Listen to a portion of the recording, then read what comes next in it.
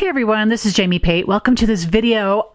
We are going to start a little mini-series, and it's a paper crafting mini-series, and I think I'll unpack that a little bit more as we go through what I want to share with you today.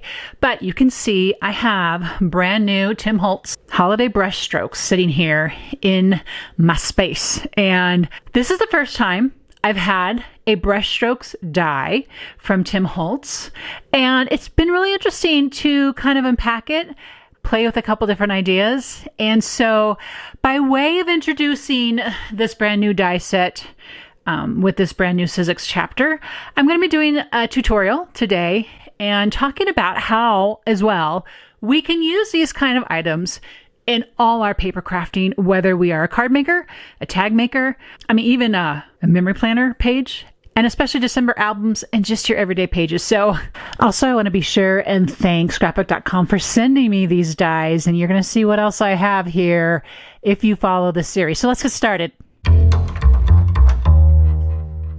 Okay, you can see here I'm in process with this make here, but like I called this earlier, this is called Holiday Brushstrokes. I'm just going to verify, make sure, yeah, Holiday Brushstrokes, actually number 3. It is so beautiful. I am very taken with this make for many reasons, but to get started, you have to imagine, you have to guess. I'm just going to lay these right here. There are several dies that come with this particular set, and I have already played with it, you can tell, in a colorway, and I've actually started and just played with it with just white, like total monochromatic look here. And that was fun. I just want to show you real quick the different dies that are part of this set. And there is another one. Okay, here we go. So here's all of the dies that are included with Holiday Brushstrokes 3. Now this is your poinsettia. That's the main, basically what I think, that's the main focus, right, of this particular die set. And that's what you're going to see right there. That's all that. And all those pieces come on that one particular piece. Then you have 3 dies that are just single dimension. And I'm pointing these out because I believe they have value in other makes besides this one in particular, right? Because there's no dimension to them. You could sit one night and cut these out in different green hues, different blue hues. You could cut them out in glitter paper. You could cut them out in pre-made, pre-inked colored backgrounds and set them aside, put them in a little bag, put them in any way you like to keep these stored. And you just have all these branches at the ready, and not just for Christmas, right? This is good for all of winter, especially if you live in a wintry area, the point is, like all the things that we do, the possibilities are endless. Then you have this one's a single dimensional die as well, but it creates dimension. So it's like berries. And I think there's a lot of possibilities with that berries die. Then you have the leaves that then are also, I still have some paper stuck in this one, that then also cut with it some additional pieces that you then layer on to the die itself. So that's basically how the die is set up. So I have set up my Sizzix switch, and I'm just using the traditional platform. I have a magic mat in here, a long one, and then I have a cover plate to then cut this. Okay, what I am going to share with you guys today, we're going to use the Christmas pattern collection, and I shared this in a previous and recent video, so I'll link that below and you can check out more details on that. I have decided now, I think my piece is big enough. I'm big on using scraps. I've said it before, I could have been called the frugal scrapper because I just love using up scraps. And for the little sample that I showed you already, this was the paper that I used. I just think it makes for a beautiful holiday brushstroke make. So I'm going to use it again here. I'm placing all the leaf dies on here to start. I'm going to cut them all at the same time. The switch is perfect because you can just automatically go ahead and run it through twice. And I have found that to be an important thing, that these little bit more detailed dies require. They need to be gone through the die machine at least twice. So I'm going to run this through and I'll be right back. Now, something that's a little tricky when you're doing multiple dies on a sheet, but I'm just gonna kind of lift these gingerly and make sure that they did indeed cut. And I think I have a good cut here, but I don't assume when I'm using a die cutting machine that everything's just gonna cut perfectly. I've made way too many mistakes, and so I've learned, you know, kind of be mindful that you might have to go back and do it again. But I think I'm having some good luck here. And so I'm just going to go ahead and pull all those pieces out, and then we're going to move on to the actual, yeah, see there? I'm kind of stuck there, and I don't think I ran that. I don't think I got it through all the way. I don't know. I'm not sure what happened there. I can't even guess. Who knows? This one too. So I'm going to run those back through again. And then I'm also going to run the main part of this die set, and that's the actual poinsettia flower. Okay, so let me catch you up a little bit. I have cut all of the dies out for this particular brush stroke set. Let's give ourselves a little bit of room here. And I went ahead and used another pattern from the Christmas pattern collection. I used this side. I don't know if you can see, it has beautiful, sweet little stars on it, which are going to kind of come through on our poinsettia. I thought this would be fun too. I might try that as well.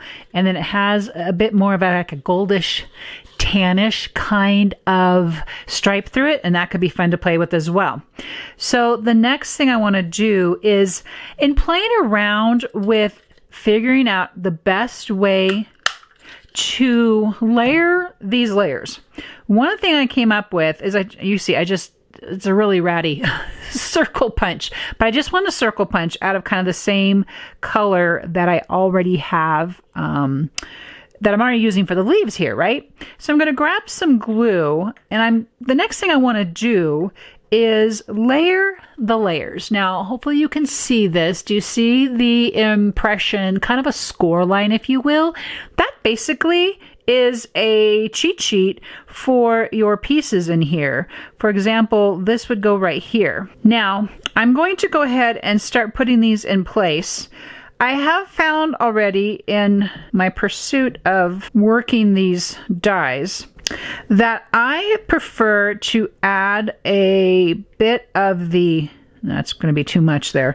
I prefer to add the glue to the surface and then layer on the layer. And so you can see now, let me get it in the screen for you. You can see how that gives it its dimension. And the other thing I want to say about this, now you can see here, there's so much I want to share with you guys. I have no compulsion to use this as my guide for how to layer my leaves, and I'll do that in a moment. The next thing though, can you see on here how there's like different color, like a hue difference in the reds and in the greens? Well, I just chose in this example to go ahead and keep it monochromatic, and it's not totally monochromatic, right? It's red. I'm just using the same pattern as is already the main part of this poinsettia. And as I worked on it, I really loved it. I really liked how that worked out. So I'm going to do it again here as I share this with you guys. So again, just adding, and when adding, especially the smart glue, you just don't need much at all. I am basically tapping the surface where I'm adding the glue versus squeezing the glue bottle and putting that in place. And the other thing that you're seeing me use here as well, if I get too globby, then I just go back over and kind of move the glue around with the glue tip. And that works too. Okay, so the other thing I'm using here, this is a jewel picker. Yeah, jewel picker. You can find it on ScrapbookCom. I love this thing. It's trippy because it just has this little, there we go. It has this little nubby thing on the end, and the other side is just a little bigger, and it picks up your pieces, and then you can just pop them right where you want them. Yeah, my mom is this huge gadget gal, and I would always give her a hard time about her love for gadgets. Well, you know, it's inevitable. We do become our mothers.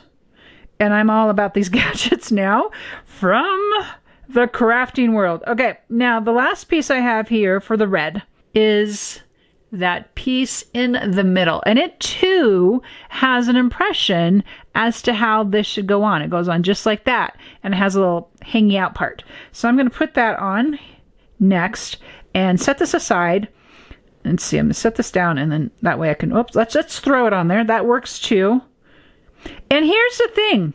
You don't have to be perfect about this. No one is going to come and look, okay, where were all your lines? And did you color within the lines? No, it doesn't matter. The other thing that's super forgiving here is that this smart glue dries clear, so we don't have to pretend perfection with our glue abilities either. So that's just going to set aside and dry. Okay, the next thing I'm going to do is I'm going to go ahead and glue on the pieces that do not have any layers with them. So I'm going to kind of eyeball my picture here and go ahead and sort of layer.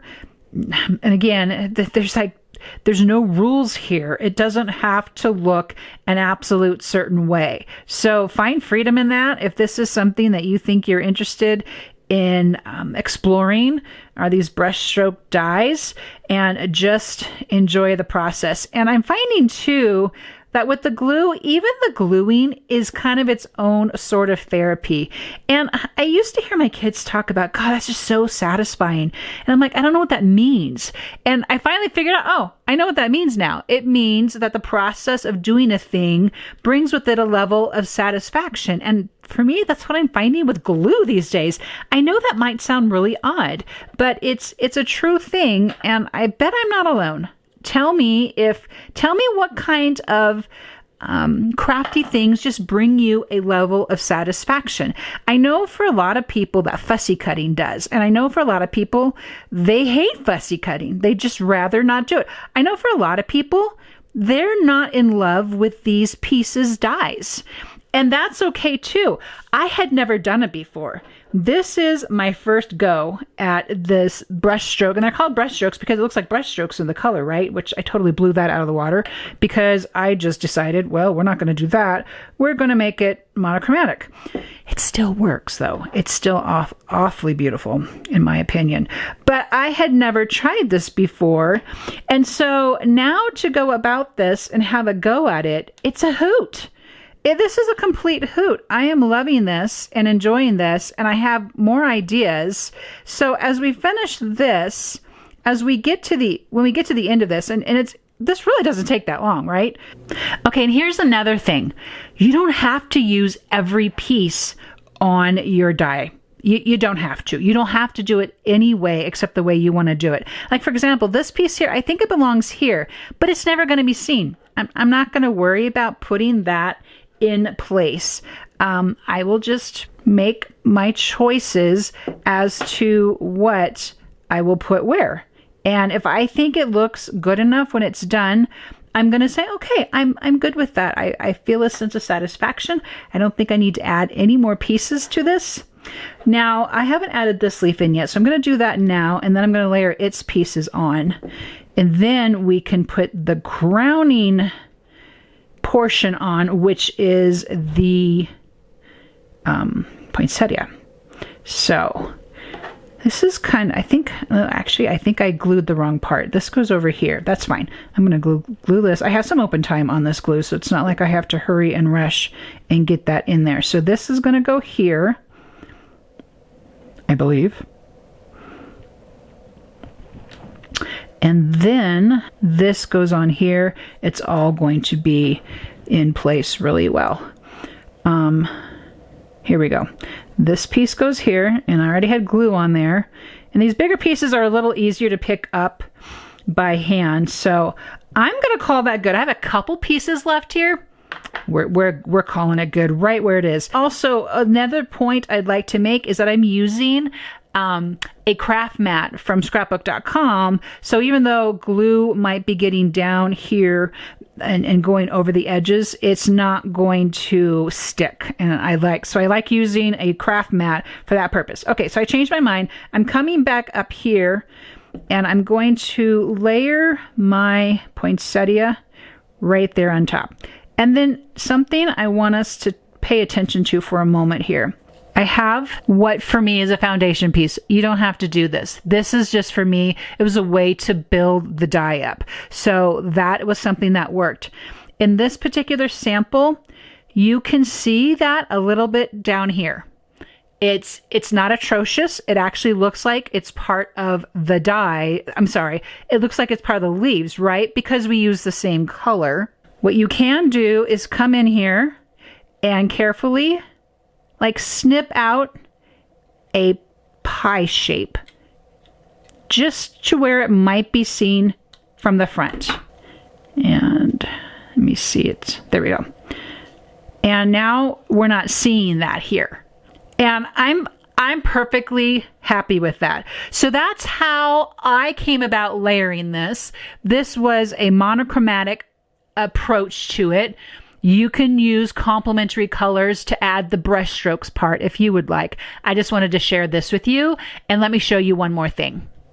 Okay, the other thing I want to share is I used the mixed metals. I used a silver sparkle paper, and I cut out the berries. Now, cutting the glitter paper will require a bit of a shim. It takes just a little bit more to cut through, and I also don't recommend cutting it on the magic mat.